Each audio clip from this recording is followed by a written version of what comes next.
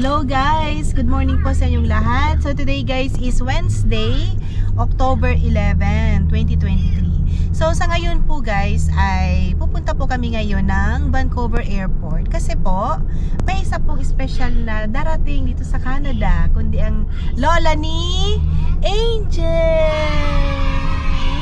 Ayun po si Angel. Yan. So, pinaliguan ko na po yan, binihisan ng maganda kasi sasalubungin niya ang kanyang lola, yung mother ko po. So, kinuha ko po ulit yung mother ko at napag-usapan po namin ng kaming mag-asawa na kunin namin kasi para makapagtrabaho po ako ng maayos, ng full time. Sa ngayon kasi is part-time lang yung mga trabaho ko kasi walang magbabantay kay Angel. At saka isa pa, para din makabanding din niya si Baby Angel. So ngayon po guys ay medyo may sipon ako ng konti dahil nag-iba naman po ang panahon ngayon. It's October po, kaya medyo malamig na po ang panahon dito sa British Columbia, dito po sa Chilliwack.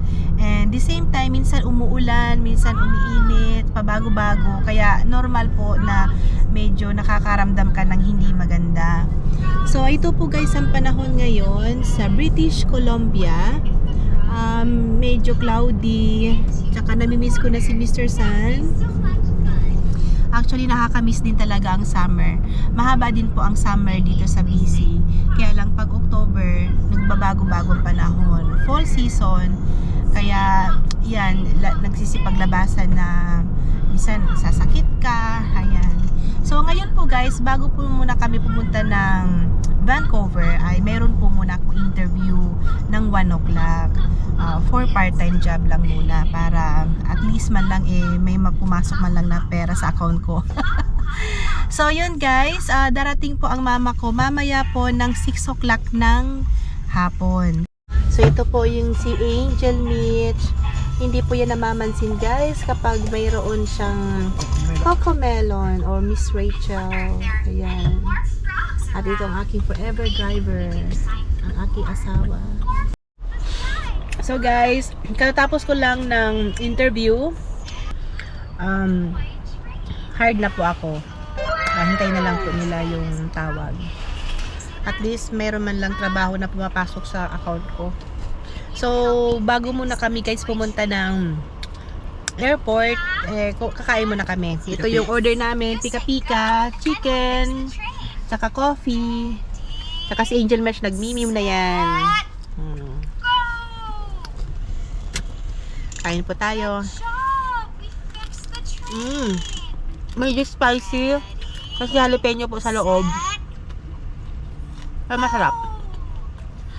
So, ganda ng panahon na yan. Mainit-init. That's good. So, okay guys, ito na po kami sa parking ng airport. Ay, ito si Angel. Sarap. Sarap buhay. Dito na. Maaga kami umalis at maaga rin kami nakarating dito sa Vancouver.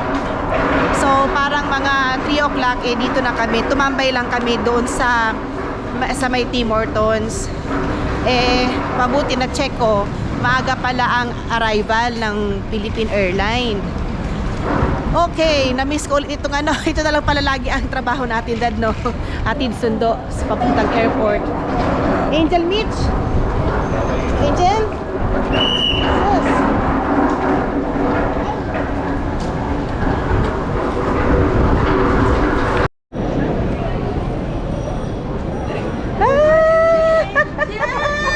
Ayan na!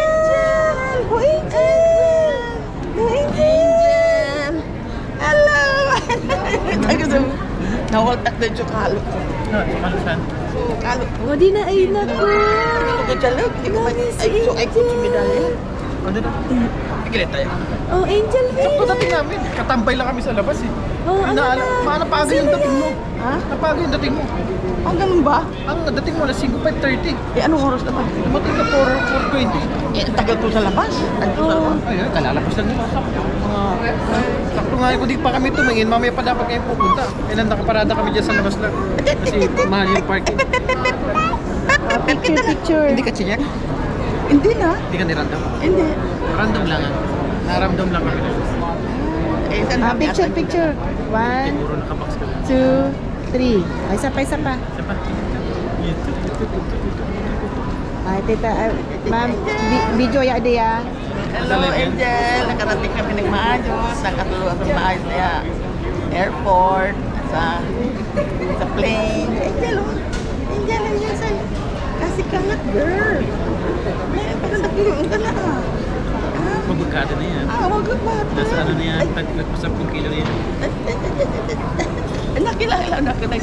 Ada picture ta.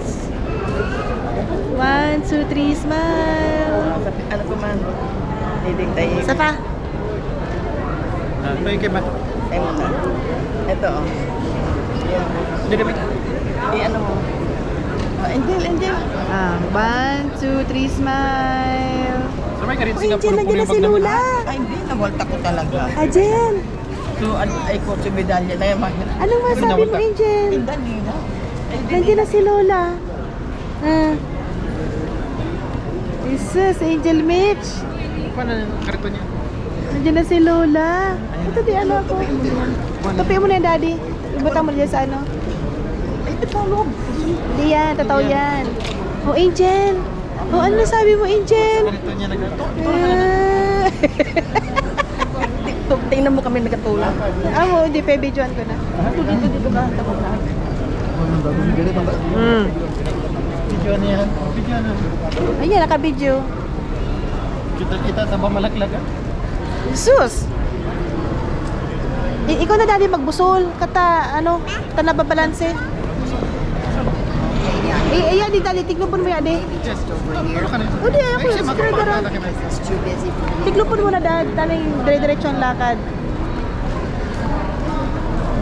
Make sure Ayan. that she does not fall off there because the airport doesn't want that. Okay. O, daddy, ano daw, make sure daw.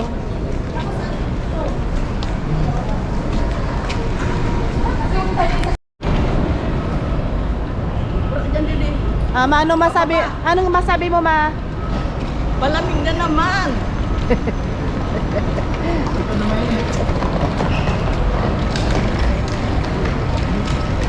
So, sabi ni mama, malimig na naman daw. Kasi doon sa Pilipinas, medyo mainit. So, dito naman, malamig. Kaya naninibago na naman si mama sa weather. Gusto mo si Angel? May iba man sa Ano naman yan, Angel? Angel. Ay, yung sapato. Ako. Biri ka, una. Di na sa wigdasan. Dura man medyo siya. Ay, naku, Angel. Angel, where's your shoes? Imalputo natin. Angel. Ano nang masabi mo? Back to Canada again. Cold City. Oh, see? Tranquil yung smooth yung dalaga ng aeroplano. Apa lang?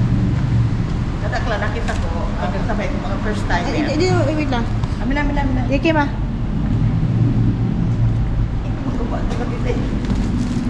Ayun. Kadakla na ba? Marito ka na sa unahan ta. Ayaw kaya ako ano.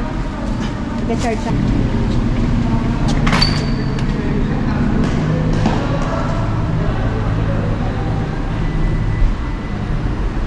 So, okay guys. Dito na po kami sa bahay. At medyo pagod lang. At least nakapagpasyal si Baby Angel. So, dalawa po yung box na dala-dala ni Mother. So, yung ito pong isa is may laman na dried fish. At piprituhin ng asawa ko dahil wala po kami ulam sa ngayon.